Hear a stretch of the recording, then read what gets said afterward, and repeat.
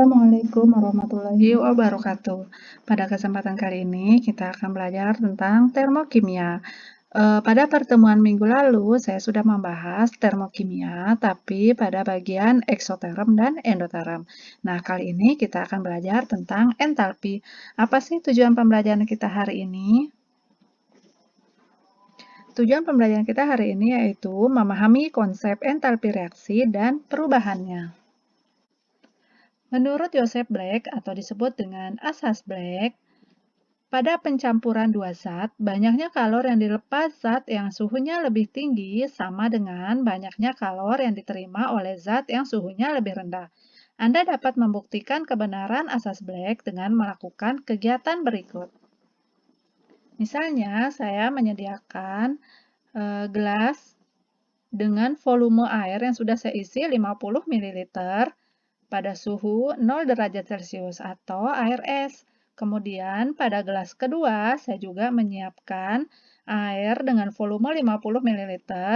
Pada saat saya ukur suhunya, maka suhunya sebesar 70 derajat Celcius. Apabila kedua air tersebut kita campur, air yang suhu lebih tinggi kita tuang ke dalam air yang suhunya lebih rendah, maka ada kemungkinan air tersebut berada pada suhu, kalau kita pegang, maka suhunya sekitar 35 derajat Celcius atau hangat. Nah, jadi total volumenya yaitu 100 ml.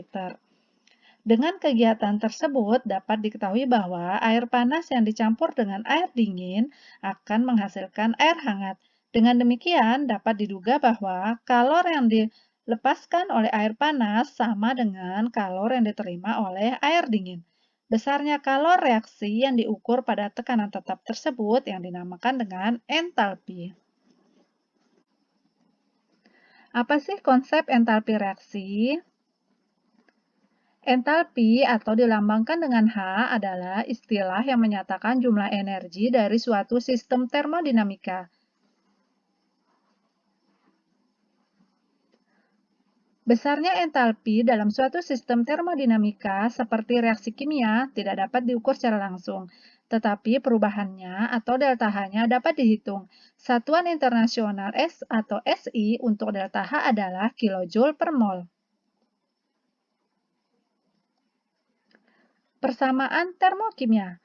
Persamaan termokimia adalah persamaan reaksi setara yang meliputi keadaan fisik, kemudian jumlah zat, serta kalor yang menyertai reaksi. Jadi, pada intinya, persamaan termokimia adalah persamaan kimia biasa yang disertai dengan adanya kalor dalam reaksi. Nah, ini adalah contoh dari persamaan termokimia. Jadi persamaan reaksi setara, ini reaksinya sudah setara, dibuktikan dengan jumlah unsur sebelah kiri dari tanda panah harus sama dengan jumlah unsur dari sebelah kanan tanda panah. Nah, itu adalah reaksi setara. Kemudian, untuk fisiknya atau wujudnya, kurung ada G, itu artinya hidrogen ini wujudnya adalah gas. Nah, untuk reaksi setara, ini artinya H di sini ada 4. Dan reaksi setelah tanda panah itu juga harus 4. Nah, berarti itu reaksinya sudah setara. Kemudian jumlah O di sini sudah 2, maka reaksi sebelah kanan juga O-nya juga 2. Karena ditunjukkan oleh koefisien yang di depan ini ya, O-nya sudah 2. Maka reaksi ini sudah setara. Ini yang membedakan dengan reaksi kimia biasa. Jadi reaksinya di sini diketahui delta H-nya. Jadi inilah besar kalor yang menyertai reaksi termokimia ini. Apabila delta H-nya bernilai negatif, maka reaksi tersebut bersifat eksoterm atau reaksi ini melepaskan kalor. Apabila delta H-nya bernilai positif, maka reaksi ini bersifat endoterm atau menyerap kalor dari lingkungan. Nah, reaksi termokimia ini kita baca dengan cara 2 mol gas H2, 2 mol ini didapat dari koefisiennya. Jadi, koefisien menunjukkan jumlah mol. 2 mol gas H2 yang bereaksi dengan 1 mol gas O2 akan menghasilkan 2 mol gas H2O dengan melepas kalor sebesar 484 kJ per mol. Sekarang kita akan membahas tentang jenis-jenis perubahan entalpi. Perubahan entalpi atau delta H yang diukur pada keadaan standar dinamakan dengan perubahan entalpi standar atau delta H0. Ada beberapa jenis perubahan entalpi standar, yaitu sebagai berikut. Yang pertama, perubahan entalpi pembentukan standar atau dilambangkan dengan delta H0F. Pembentukan standar artinya pembentukan 1 mol senyawa dari unsur-unsurnya. Nah, ciri-cirinya ada unsur A, unsur B, unsur C, maka hasilnya akan membentuk 1 mol senyawa.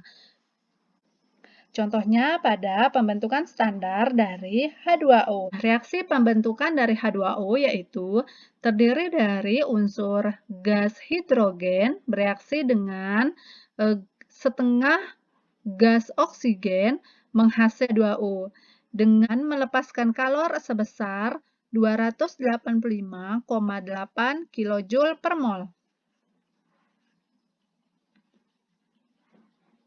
Kemudian yang kedua, perubahan entalpi penguraian atau disosiasi standar, dilambangkan dengan delta H0D, yaitu ciri-cirinya ada 1 mol senyawa, maka dia akan terurai menjadi unsur-unsur pembentuknya, atau kebalikan dari entalpi pembentukan yang tadi. Entalpi penguraian atau disosiasi standar itu adalah kalor reaksi yang menyertai pada penguraian 1 mol senyawa menjadi unsur-unsurnya pada keadaan standar. Contohnya adalah penguraian H2O, jadi kebalikan dari pembentukan yang tadi, yaitu H2O terurai menjadi unsur-unsur pembentuknya, yaitu H2 dengan oksigen. Pembentukan dari H2O, tadi reaksinya delta H-nya bernilai negatif. Karena di sini kebalikan dari entalpi pembentukan, maka entalpi penguraiannya delta H-nya bernilai positif. Karena reaksinya tinggal dibalik, maka delta H-nya juga berubah. Kalau pada reaksi pembentukan H2O ini ternyata melepaskan kalor. Nah, tapi kalau pada penguraian H2O berubah lagi menjadi unsur-unsurnya, ternyata di sini memerlukan kalor sebesar 285,8 kJ per mol. Yang C yaitu perubahan entalpi pembakaran standar atau delta H0C.